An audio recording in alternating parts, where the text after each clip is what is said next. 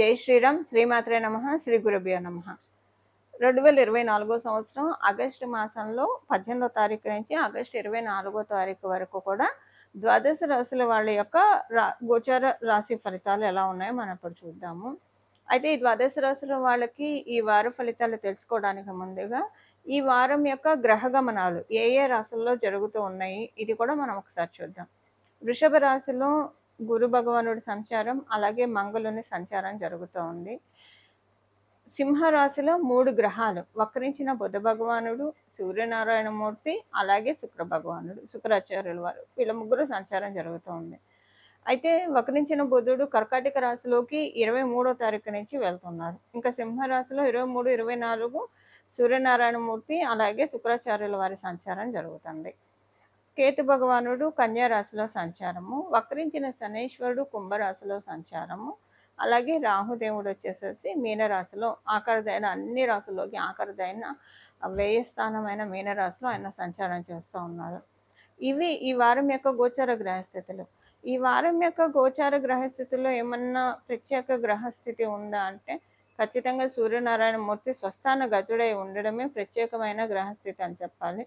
ఆయన సింహరాశిలో ఉన్నాడు. ఆ సింహరాశిలో ఆయన మనం సూర్యనారాయణమూర్తిని తత్వాన్ని మనం తెలుసుకోవాలంటే అగ్నితత్వం మనకి తెలుసు కదా. సూర్యనారాయణమూర్తి వల్లే మనకి కాంతి వస్తుంది భూమి మీదకి.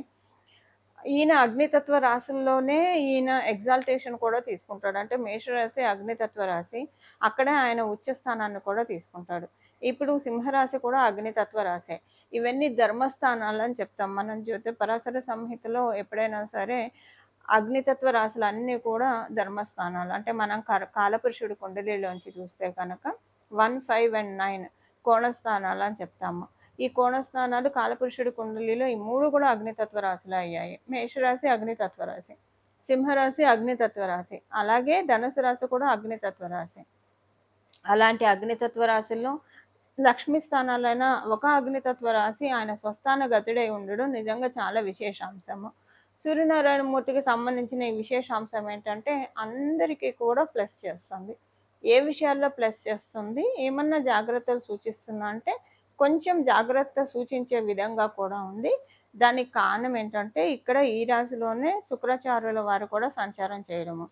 శుక్రాచార్యుల వారు సంచారం చేయడం వల్ల ఇక్కడ ఏమవుతుందంటే ఫైనాన్షియల్ మ్యాటర్స్లో కానీ కంటికి సంబంధించిన విషయాల్లో కానీ ఈ రెండిట్లో ఏదో ఒక దాంట్లో కొంచెం ఇబ్బంది ఉంటుంది.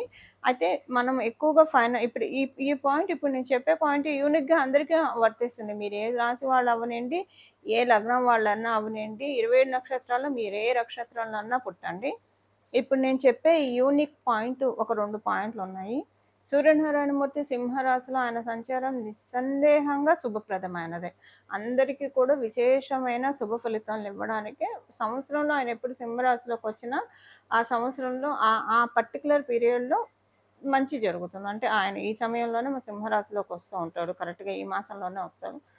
డెఫినెట్గా అది మంచి జరుగుతుంది. అంటే ఆయన వచ్చినప్పటి నుంచి మనకి 15వ తారీఖు నుంచి 17వ తారీఖు నుంచి ఆయన వస్తాడు అనమాట, ఆగస్టు. అయితే డెఫినెట్గా మంచి జరుగుతుంది. అయితే ఇక్కడ ఏంటంటే మనం తెలుసుకోవాల్సిన విషయము, ఈ మంచి అందరికీ కూడా అప్లికేబిలిటీ ఉంటుంది. అయితే దాంతోపాటు ఒక చిన్న ట్రబుల్ కూడా ఉంటుంది. ఆ ట్రబుల్ ఏంటి, మంచి ఏంటి, అది ఇప్పుడు మనం చూద్దాం. మంచి ఏంటి అంటే కనుక ఫైనాన్షియల్ మ్యాటర్స్లో డెఫినెట్గా అందరికీ కూడా ఒక మంచి ఊపు ఉత్సాహం వస్తుంది. ఊపు ఉత్సాహం ఎందుకు వస్తుందంటే ఫైనాన్షియల్గా రాబోయే రోజుల్లో మనకి అంత అనుకూలతలు ఉన్నాయని మనకి ఆ విషయం తెలిసిందనుకోండి, మన మీద మనకి కాన్ఫిడెన్స్ చాలా బాగా వస్తుంది. మన మీద మనకి నమ్మకం చాలా బాగా వస్తుంది. మన మీద మనకి నమ్మకము, అలాగే మన మీద మనకి కాన్ఫిడెన్స్ ఎప్పుడైతే వస్తుందో అప్పుడు మనకి ఆత్మబలం, ఆత్మవిశ్వాసం పెరుగుతాయి. అలా పెరిగే సమయమే సూర్యనారాయణమూర్తి సింహరాశిలో సంచారం చేసే సమయం.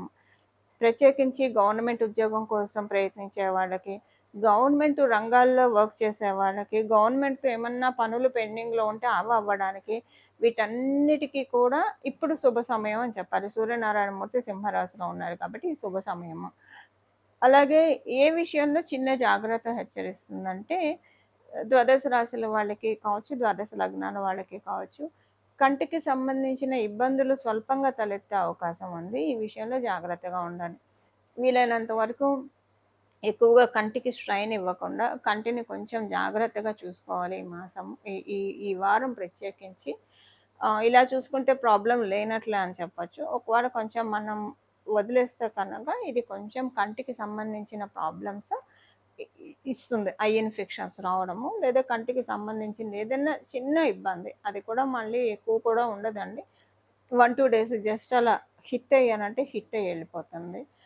సో ఇదొక్క విషయంలో తప్పించి మిగతా విషయాల్లో అంటే 2 గుడ్ పాయింట్స్. ఫినాన్షియల్‌గా బావుంది కాబట్టి బావుంటుంది కాబట్టి అందరికీ కంటికి సంబంధించిన విషయాల్లో అందరికీ ఏదో ఒక చిన్న ఇబ్బంది చాలా స్వల్పంగా అన్నా సరే తలెత్తడానికి అవకాశం ఉంది. ఈ విషయంలో జాగ్రత్తగా ఉండాలి. అసలు అలా తలెత్తకుండా ఉండడానికి మనం ఏం పరిహారం చేసుకోవాలో కూడా మనం తెలుసుకుందాం లాస్ట్‌లో. తులారాశి, తులా లగ్నంలో పుట్టిన వాళ్ళకి ఈ వారం ఏ విధంగా ఉండబోతుంది? తులారాశిలో పుట్టిన వాళ్ళందరికీ కూడా ఈ వారము మధ్యలో అంటే మంగళవారం, బుధవారం సంతానానికి సంబంధించిన టెన్షన్‌లు కొంచెం ఉంటాయి. సంతానం బానే ఉన్నా కొంచెం టెన్షన్ పడతారు. వాళ్ళ ఆరోగ్యరీత్యా కావచ్చు, వాళ్ళ చదువు రీత్యా కావచ్చు, ఏదో ఒక విషయంలో స్లైట్‌గా టెన్షన్ ఉంటుంది. అసలు సంతానం లేని వాళ్ళకి, సంతానం కోసం ప్రయత్నించే వాళ్ళకి కూడా ఈ మంగళ, బుధవారాల్లో కొంచెం టెన్షన్ ఆదుర్దా ఉంటుంది. అసలు సంతానం కలుగుతుందా? ఏ ప్రయత్నం చేసినా వృధానేనా అని ఇలా అనిపిస్తుంది. అలాగే ఇప్పుడు సంతానం అసలు పెళ్ళే కాలేదనుకోండి. అప్పుడు ఎలా ఉంటుందంటే ఏదైనా ఒక ఆలోచన వల్ల ఒక అసలు దాని రిలేటెడే ఉండదు. వాలిడ్ కూడా ఉండదు. ఒక పిచ్చి ఆలోచన వల్ల 2 రోజులు సఫర్ అవుతారండి మంగళ, బుధవారాలు. సో, ఆలోచనని కట్ చేసేసేయండి. మనల్ని బాధ పెట్టేది, మనల్ని మనస్థిమితంగా ఉండనియంది దేన్నైనా సరే కట్ చేసేసేయాలి. మనం మనసులో ఉంచకూడదు, ఆలోచనలో కూడా ఉంచకూడదు. ఇది ప్రాక్టికల్‌గా కట్ చేసేస్తే ఎలాంటి ఇబ్బంది ఉండదు. ఇది ఉంటుంది. ఎవరికి వివాహం కాని వాళ్ళకి లేదా సంతానం అసలు ఇంకా కలగదనుకున్న వాళ్ళకి ఇలాగ 2 రోజుల ఆలోచనలతోటి ఇబ్బంది పడతారు. ఇది ఓవరాల్‌గా తులారాశి, తులా లగ్నంలో వాళ్ళకి అప్లై అయ్యే పాయింట్ చెప్పాను. ఇప్పుడు విడివిడిగా మనం ఒక్కొక్కళ్ళకి, ఒక్కొక్క సెగ్మెంట్ వాళ్ళకి ఎలా ఉంటుంది ఈ వారము, ఇది మనం చూద్దాం. ఈ వారంలో ఫస్ట్ మనం వ్యాపారస్తులకి తీసుకుందామండి. వ్యాపారస్తులందరికీ కూడా ఈ వారం చాలా అనుకూలంగా ఉంది. అయితే ఈ అనుకూలంగా ఉంది. డెఫినిట్‌గా అనుకూలంగా ఉంది. అయితే ఉద్యోగస్తులందరికీ కూడా ఈ వారం చివర్లోనండి. వారం చివర్లో ఒక ట్రాన్స్‌ఫర్మేషన్ ఉంది. ఈ ట్రాన్స్‌ఫర్మేషను మీ కెరియర్‌కి సంబంధించిన ట్రాన్స్‌ఫర్మేషనా లేదా ఫైనాన్షియల్ ట్రాన్స్‌ఫర్మేషనా ఏదో ఒకటి ఉంది. అయితే ఈ ట్రాన్స్‌ఫర్మేషన్ గుడా, బ్యాడా అనేది మీ జన్మజాతకాన్ని అనుసరించి ఆధారపడి ఉంటుంది. గోచారంలో అయితే డెఫినిట్‌గా మంచి ట్రాన్స్‌ఫర్మేషనే చూపిస్తుంది. అందులో సందేహం ఏం లేదు. అయితే ఈ మంచి ట్రాన్స్‌ఫర్మేషన్‌ని తీసుకోవడానికి ఇప్పుడు ఒకవేళ కనుక మీ జన్మజాతకంలో అవయోగం జరుగుతూ ఉందనుకోండి ఎగ్జాంపుల్‌కి, లేదా దుర్దశలు జరుగుతూ ఉన్నాయి దశాఛిద్రంలో ఉంటే అప్పుడు ఈ గుడ్ పాయింట్ మిమ్మల్ని చూడనీయదు. చూడనీయకుండా అది తిని పడేస్తుంది. ఆ దుర్దశ ఏదైతే ఉందో ఈ గుడ్ పాయింట్‌ని తిని పడేస్తుంది. సో, అలాగా ఉంటుంది. అందుకే మనం రెమెడీ చెప్తాం. అది చేసుకుంటే సరిపోతుంది. కొంతన్నా ఉపశమనం కలుగుతుంది. ఒకవేళ మీ జన్మజాతకం చాలా అనుకూలంగా ఉంది.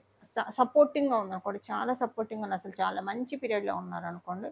ఇది ఇంకా చాలా బాగా అబ్జర్వ్ చేసుకోగలుగుతుందనమాట మొత్తం. అంటే ఒక మంచి భూమి మీద విత్తనం వేస్తే బాగా పెరుగుతుంది. పచ్చగా పెరుగుతుంది.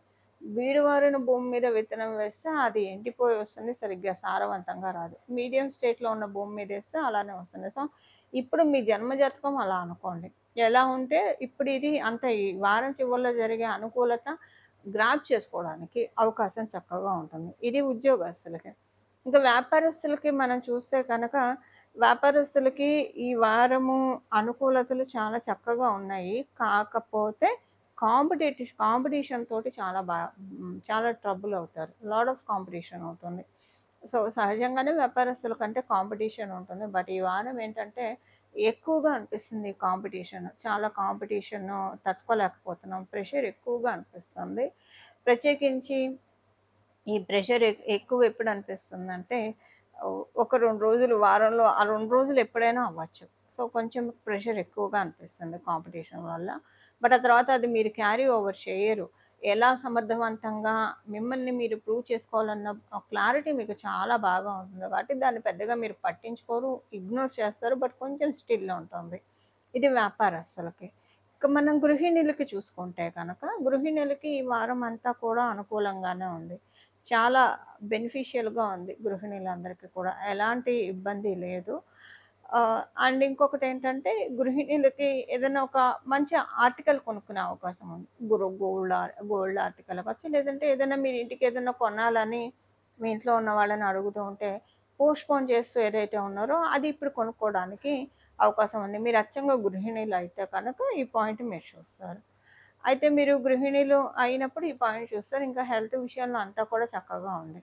ఇంకా మనం సీనియర్ సిటిజన్స్‌కి చూస్తే కనుక, సీనియర్ సిటిజన్స్‌కి ఈ వారం అంతా నార్మల్‌గా ఉంది. ఇప్పుడున్న ఈ గోచారం ప్లస్ చేయట్లేదు, మైనస్ చేయట్లేదు. కాబట్టి మీ జన్మజాతకాన్ని అనుసరించి ఉంటుంది ఈ వారము. విద్యార్థినులకి ఈ వారం చాలా చక్కగా అనుకూల అంశాలే సూచిస్తూ ఉంది. ఏ ఏ విషయాల్లో అనుకూలంగా ఉంది విద్యార్థినులకంటే, ఏదైనా మీరు అనుకున్నది అంటే ఇప్పుడు మీరు అనుకున్నవన్నీ కూడా ఇంప్లిమెంట్ చేయడానికి, చదువు విషయంలో కావచ్చు, ఇలా మీరు అనుకున్నవన్నీ ఇంప్లిమెంట్ చేయడానికి చాలా అనుకూలంగా ఉంది. సెకండ్ థింగ్ ఏంటంటే విద్యార్థులకి మీరు కొన్ని విషయాల్లో కొంచెం ట్రాన్స్‌పరెన్సీ వస్తుంది. ఏ విషయాల్లో ట్రాన్స్‌పరెన్సీ వస్తుందంటే, మీ ఆలోచనలన్నీ కూడా ప్యూరిఫై అయిపోతాయి. ఏ ఏ విషయాల్లో ప్యూరిఫై అవుతాయంటే, ఈ ఈ ఏం ఎలా ప్యూరిఫై అయితే మీ మీ ప్రోగ్రెషన్‌కి మీకు మంచి బాట అవుతుందో, అలా మీకు వెళ్తుందనమాట. అంటే ఏ విషయాలను మీరు దృష్టి ఫోకస్ పెడితే, ఏ విషయాల మీద మీరు ఆలోచిస్తే, మీ కెరియర్ బాగా బిల్డ్ చేసుకోగలుగుతారు, స్ట్రాంగ్‌గా బిల్డ్ చేసుకోగలుగుతారు. కాంక్రీట్‌గా మీరు స్టార్టింగ్ నుంచి ఫ్రమ్ ద బిగినింగ్ నుంచి మీరు మీ లైఫ్‌ని లీడ్ చేయగలుగుతారు. అలాంటి వాటన్నిటికి మీ మైండ్ టిక్ మార్క్ పెడుతుంది. మీ మైండ్ కొన్నిటికి ఇంటూ మార్క్ కూడా పెడుతుంది. దేనికి ఇంటూ మార్క్ పెడుతుందంటే, దేనివల్లైతే మీ మీ మిమ్మల్ని మీరు వెనక్కి లాక్కుంటారు. దేనివల్లైతే మీ ప్రోగ్రెషన్‌కి, మీ చదువుకి అంతరాయం కలుగుతుందో, వాటన్నిటికి ఇంటూ మార్క్ పెడుతుంది. సో, ఇప్పుడు మన మైండ్ మనంతట మనకి కొన్ని ఆలోచనలొస్తే ఇక అది అద్భుతంగా ఉంటుంది. అవతల వాళ్ళు మనకి చెప్పే కంటే మనంతట మనకి కొన్ని ఆలోచనలొస్తే అది అద్భుతంగా యోగిస్తుంది. అలా అద్భుతంగా మీ అంతట మీకు మంచి ఆలోచనలొచ్చి మోటివేట్ అయ్యే సమయం కరెక్ట్ మార్గంలో ఈ వారం అని చెప్పాలి విద్యార్థినులకి. ఇవి ఈ వారం యొక్క గోచార గ్రహస్థితుల ఫలితాలు తులారాశి, అలాగే తులా లగ్నంలో పుట్టిన వాళ్ళకి. ఈ వారం ద్వాదశ రాశుల వాళ్ళు కూడా చేసుకోవాల్సిన పరిహారం ఏంటంటే, సూర్యనారాయణమూర్తి యొక్క ఆరాధన. ఈ వారం మొత్తం కూడా సూర్యనారాయణమూర్తికి సంబంధించిన ఆదిత్య హృదయం చదవడం కానీ, లేదా సూర్యాష్టకం చదవడం కానీ, లేదా సూర్యాయ నమః అని చదువుకోవడం కానీ, ఉదయాన్నే మీరు స్నానం చేసిన వెంటనే ఒక్క సూర్య నమస్కారం చేసినా సరిపోతుంది. నమస్కార ప్రియః భాస్కరః అని చెప్తుంది శాస్త్రం. ఒకే ఒక్క నమస్కారంతోటి సంతుష్టి చెంది మనకి వరాన్ని కురిపించే దైవం ఎవరైనా ఉన్నారంటే అది సూర్యనారాయణమూర్తే ఖచ్చితంగా. ఇది మనం చాలామంది విషయాల్లో కూడా చూస్తూ ఉంటాం. చాలామందికి సెంటిమెంట్ గాడ్‌గా కూడా సూర్యనారాయణమూర్తి ఉంటారు. ఇప్పుడు మనం క్రికెటర్ సచిన్ టెండూల్కర్ గారి విషయంలో చూస్తే ఆయన ఎప్పుడైనా మీరు సెంచరీ చేసినా, హాఫ్ సెంచరీ చేసినా మీరు నోటీస్ చేసే ఉంటారు. ఆకాశం వైపు చూసి సూర్యనారాయణమూర్తికి ఒక నమస్కారం చేసుకుంటారు వెంటనే. ఆయన ఏ స్థితిలో ఉన్నా సరే. అది ఆ బిలీఫ్ అలా ఉంటుంది. సూర్యనారాయణమూర్తి మనకి కంటికి కనిపించే ప్రత్యక్ష దైవము సూర్యనారాయణమూర్తి. భగవంతుడి యొక్క కళ్ళు మనం చూడలేము. భగవంతుడి యొక్క కళ్ళు మనం చూడాలంటే ఉదయాన్నే సూర్యుడిని చూడాలి, సాయంత్రం పూట చంద్రుడిని చూడాలి. అమ్మవారి క్రీగంటి చూపు ఎవరి మీద అయితే పడుతుందో వాళ్ళ జీవితం అంతా కూడా శోభాయమానంగా ఉంటుంది. అలా మన జీవితం శోభాయమానంగా ఉండాలంటే ఈ ఒక్క వారం అనే కాదు, ప్రతిరోజు కూడా సూర్యనారాయణమూర్తికి నమస్కారం చేసుకోవడము, అలాగే సాయంత్రం పూట చంద్రభగవానుడికి నమస్కారం చేసుకోవడం. ఈ రెండిటి వల్ల మనకి తటస్థిస్తాయి. భగవంతుడు చేసే దీపారాధన అని కూడా నా మనసుకు అనిపిస్తుంది. ఆకాశంలో అమ్మవారు చేసే దీపారాధన మనందరికీ వెలుగునిస్తుంది. మనం చేసే దీపారాధన ఏంటంటే కొంచెం మన ఇంటికి ఉన్న కొంతవరకే వెలుగునిస్తుంది. భగవంతుడు చేసే దీపారాధన ఏమో అని నాకు ఒక్కొక్కసారి అనిపిస్తూ ఉంటుంది. అమ్మవారే అలాంటి ఆలోచనలు మనకి స్ఫురణకి ఇస్తూ ఉంటుంది కదా అమ్మవారు. అలా అనిపిస్తుంది. సో, ఉదయాన్నే అమ్మవారు చేసిన దీపారాధన అనుకోండి, లేదా అమ్మవారి నేత్రం అనుకోండి. ఉదయాన్నే అమ్మవారి నేత్రాన్ని దర్శించడం పరమ పవిత్రం కదా! ఇలా శుచిలై మీరు ఈ భావంతోటి అమ్మవారి కళ్ళు దర్శిస్తున్నాను, లేదా పరమశివుడి కళ్ళు దర్శిస్తున్నాను, పరమాత్ముడి కళ్ళు దర్శిస్తున్నానన్న భావనతోటి కనుక మీరు సూర్యనారాయణమూర్తికి అత్యంత భక్తి శ్రద్ధలతో ఒక్క నమస్కారం చేయగలిగినా చాలండి. చక్కటి సత్ఫలితాలు మన జీవితంలోకి ఆహ్వానించగలుగుతాము. మంగళం. నమో భగవతే వాసుదేవాయ.